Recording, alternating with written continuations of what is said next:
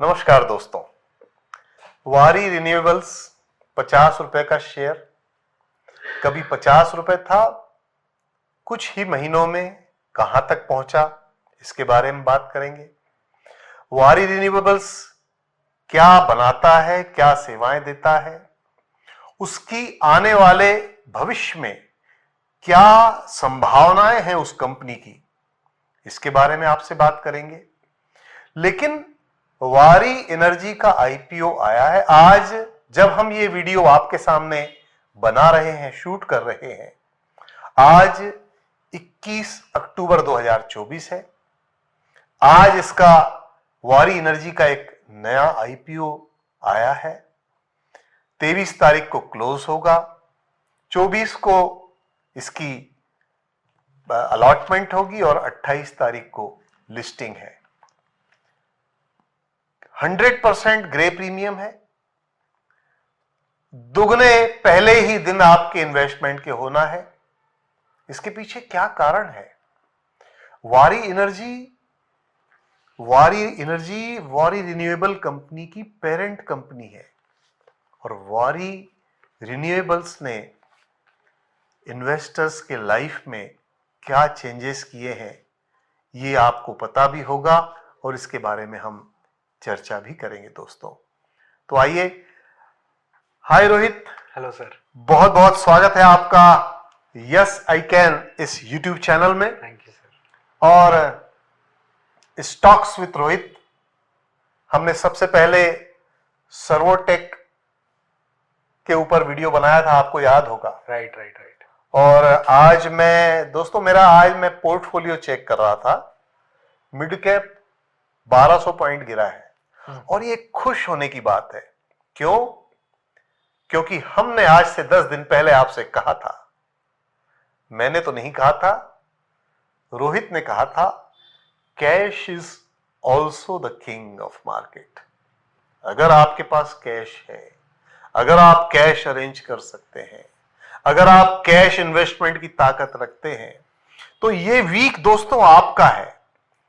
Mid cap में बहुत अच्छे अच्छे शेयर्स आपको हमने बताए हैं। आपके पास अगर कैश है तो आने वाले 2-3 दिनों में कहां उसको इन्वेस्टमेंट करना है, इसके बारे में भी रोहित मैं चाहूंगा कि अगर कल मार्केट और गिरता है जी, तो उसके बाद और गिरता है, तो क्या आप जिन लोगों के पास कैश है उससे आज आप अच्छी अपॉर्चुनिटी बनाएंगे, जहां 5%, 10%, 20-25% तक मिड कैप में ऐसे गोल्डन शेयर्स, गोल्डन स्टॉक्स, बिल्कुल जो अगर परचेस करें और मार्केट वापस से सपोर्ट लेकर के अगर ऊपर आता है, करेक्ट, जो कि वो आएगा, करेक्ट, तब आने वाले एक महीने के अंदर लोग अपना 20 से 25% पैसा जो कैश उन्होंने इन्वेस्टमेंट किया है निकाल सकें। करेक्ट। तो मेरी आपसे रिक्वेस्ट है कि ऐसी छोटी छोटी रील्स आप जरूर बनाना।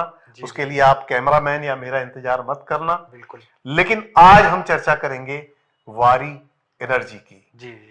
है क्या ये वारी एनर्जी? है क्या ये वारी रिन्यूएबल्स? थोड़ा सा इसके बारे में बताइए प्लीज। वारी एनर्जी पेरेंट कंपनी है वारी रिन्यूएबल्स की। वारी एनर्जी टोटली इनटू मैन्युफैक्चरिंग है। ये सोलर पीवी मॉड्यूल्स बनाता है जो सोलर एनर्जी जनरेट करने के लिए यूज होते हैं। और हम देखते हैं कि हमारे घर के ऊपर जो पैनल्स लगे होते हैं, सोलर पीवी मॉड्यूल्स, वो ये कंपनी बनाती है। ये कंपनी इंडिया में अभी तक के इसका लार्जेस्ट मार्केट शेयर है। इस पर्टिकुलर सेक्टर में 44% का मार्केट शेयर है। और जो इसकी क्वालिटी ऑफ पीवी मॉड्यूल्स है वो भी बहुत टॉप नॉच पे। किसकी? वारी एनर्जी की या रिन्यूएबल्स? वारी एनर्जीज की।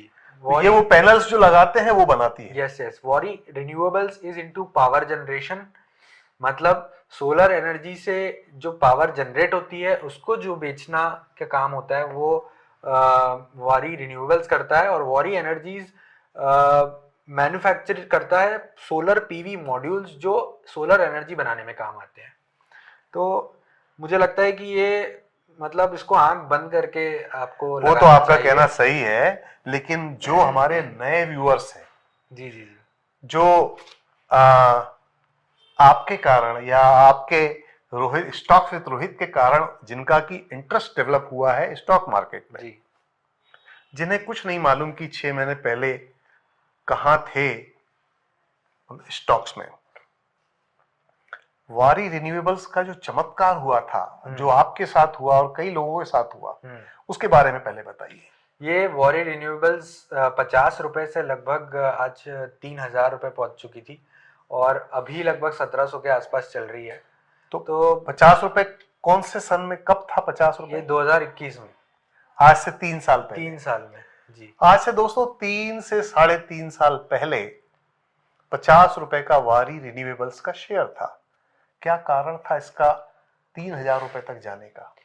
इसका मेजरली सबसे बड़ा कारण इसका फाइनेंशियल्स के नंबर्स थे, इसके ऑर्डर बुक थी और जो फास्टेस्ट ग्रोइंग सोलर सेक्टर बन चुका है इंडिया का आफ्टर चाइना, मतलब चाइना सबसे बड़ा हब है सोलर एनर्जी प्रोड्यूस करने के लिए, लेकिन जो इंडिया का एक्सपोर्ट बढ़ा है लास्ट 2 इयर्स में सोलर एनर्जी में, वो मतलब एक्सेप्शनल है और उसी वजह से वारी रिन्यूएबल्स का जो शेयर है उसका ऑर्डर बुक बहुत एक्सपोनेंशियली बढ़ा है और हमने देखा इसी वजह से कि शेयर बहुत रिटर्न्स दिए हमें। जो अभी आईपीओ आ रहा है, आ गया है, जी जी, क्या आप ये बता सकते हैं कि इस आईपीओ को, जैसा हम पहले भी आईपीओ के बारे में बात कर चुके हैं कि कई बार वो डेट्स को चुकाने के लिए, कई बार नए प्रोजेक्ट्स को लाने के लिए उनको पैसे की जरूरत पड़ती है, क्या आप ये बता सकते हैं कि वारी एनर्जी का ये आईपीओ क्यों आया है? जी हाँ जी हाँ, वारी एनर्जी ने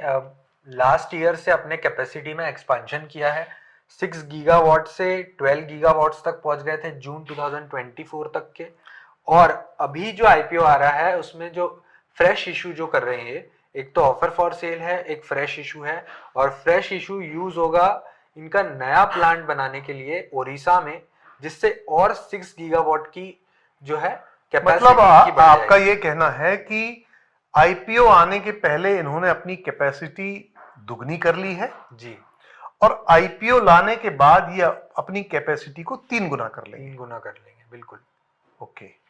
और इंडिया का टारगेट है 2030 तक के 500 गीगावाट तक के पहुंचने का, जिसमें ये कंपनी का बहुत बड़ा शेयर रहेगा और हमको दिखता है, फाइनेंशियल्स से दिखता है कि जो सेल्स में नंबर्स बढ़े हैं और जो प्रॉफिट के नंबर्स बढ़े हैं वैसे ही आगे होते जाएगा। क्या आपने ये स्टडी की है कि जो ये सोलर पैनल बनाते हैं या सोलर एनर्जी जनरेट करके ये सोलर पावर सेल करते हैं, इनके कंपैरिजन में 44% आपने बताया कि इनका मार्केट शेयर है, इनके कंपैरिजन में कोई कंपनी कहां बैठती है? कोई है ऐसी दूसरी कंपनी? अडानी है एक्चुअली, और अडानी भी ये जनरेशन में भी है और पीवी मॉड्यूल्स बनाने में भी है।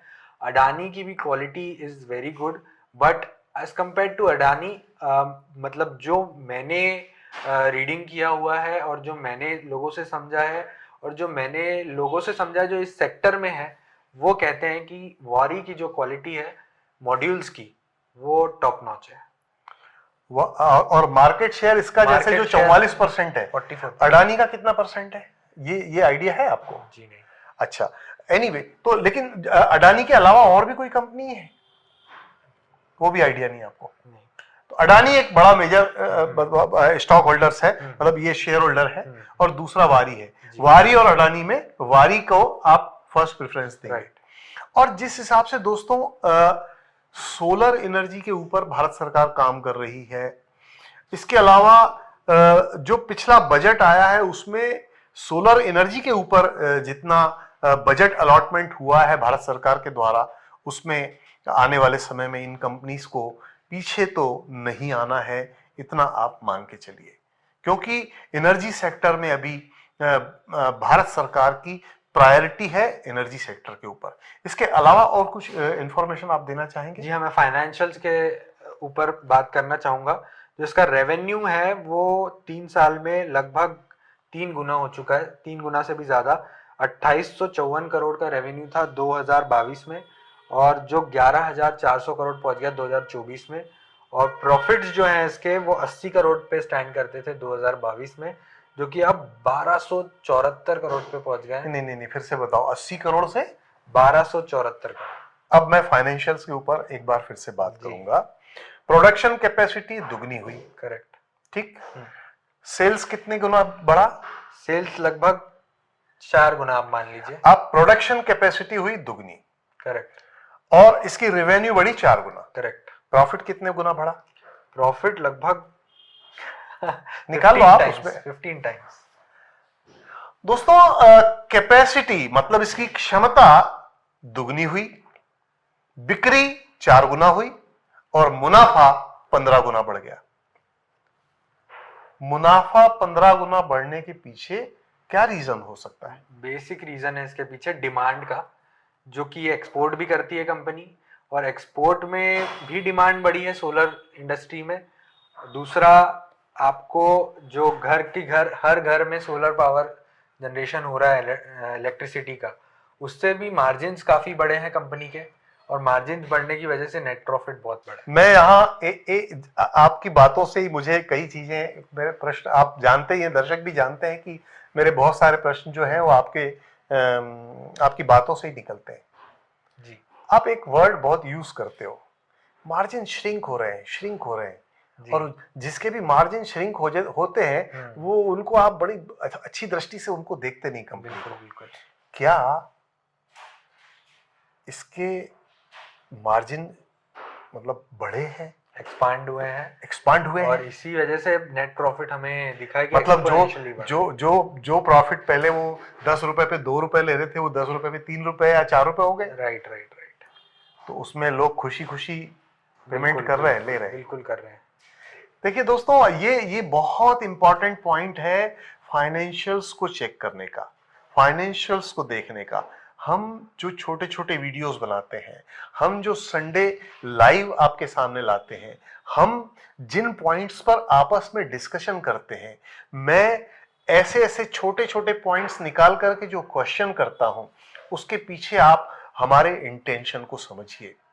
आप यहां आज इस वीडियो से आपको यह चीज सीखने को मिलना चाहिए कि मार्जिन श्रिंक होने के बाद में कंपनी के शेयर्स, स्टॉक्स नीचे क्यों आते हैं, कंपनी से क्यों हमको बाहर आना चाहिए, और मार्जिन एक्सपांड होने का क्या मतलब है। अगर कोई अच्छी चीज मार्केट में आई है तो उसके मुनाफे शुरू में कम रहते हैं। गवर्नमेंट की पॉलिसी आने के पहले, सोलर एनर्जी के ऊपर सब्सिडीज के पहले इसके मार्जिन बहुत कम थे। आज अगर आपको गवर्नमेंट से सब्सिडी मिल रही है या कंपनी को गवर्नमेंट से सब्सिडी मिल रही है, तो उसने अगर अपने मुनाफे को बड़ा किया है, मान लीजिए कि 10 रुपए पर पहले वो 2 रुपए कमाते थे, और अब अगर वो 10 रुपए पर 2.5 रुपए या 3 रुपए या 3.5 रुपए कमा रहे हैं, तो निश्चित तौर पर उसका फायदा कहीं ना कहीं स्टॉक की, शेयर की प्राइस को होगा, कहीं ना कहीं उसका फायदा शेयर होल्डर को होगा, जो कि उस कंपनी के शेयर्स अपने पास रखता है। तो ये एक बहुत बड़ा पॉइंट है कि इसके जो मार्जिन्स हैं वो श्रिंक होने के बजाय एक्सपांड हुए हैं। Correct. Any other reason, borrowings और etcetera, anything you have seen? Risk एक मैं देखता हूं इसके फंडामेंटल्स में, कि जो इसका जो मेजर रेवेन्यू आता है, लगभग 57% का रेवेन्यू इसके टॉप 10 कस्टमर्स से आता है।